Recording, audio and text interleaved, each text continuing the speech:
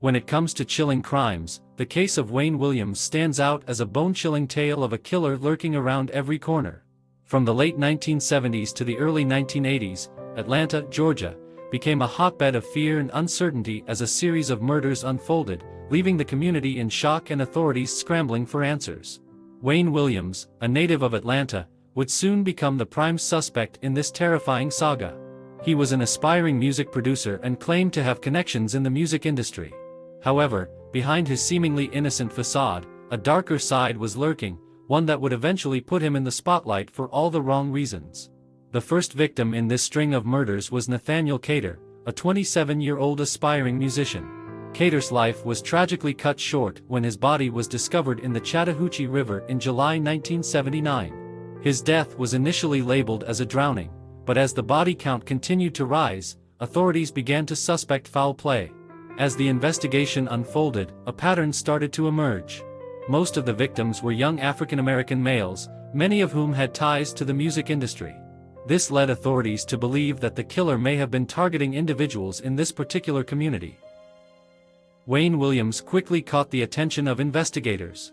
He had been seen around the areas where some of the victims had been last seen alive, and his odd behavior raised suspicions.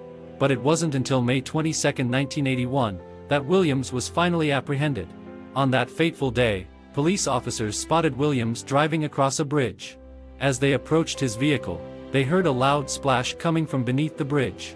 Upon further investigation, they discovered the lifeless body of 27-year-old Jimmy Ray Payne in the water below. Williams was arrested and charged with the murders of Nathaniel Cater and Jimmy Ray Payne. However, these two cases were just the tip of the iceberg. Authorities suspected Williams of being responsible for a much larger number of killings, many of which remained unsolved. The trial that followed was highly publicized, with the media dubbing it the Atlanta child murders. The prosecution presented evidence linking Williams to several of the victims, including fibers found on the victims' bodies that matched those in his home and car. However, there were also concerns about the accuracy of the forensic evidence and the possibility of racial bias in the investigation. Ultimately, Wayne Williams was convicted for the murders of Cater and Payne, but he was never formally charged or tried for the other killings. This has left the families of the remaining victims, as well as the community at large, with lingering questions and a sense of unresolved justice.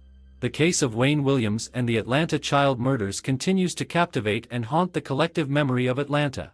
It serves as a chilling reminder that evil can lurk in unexpected places, and that the search for truth and justice is not always straightforward.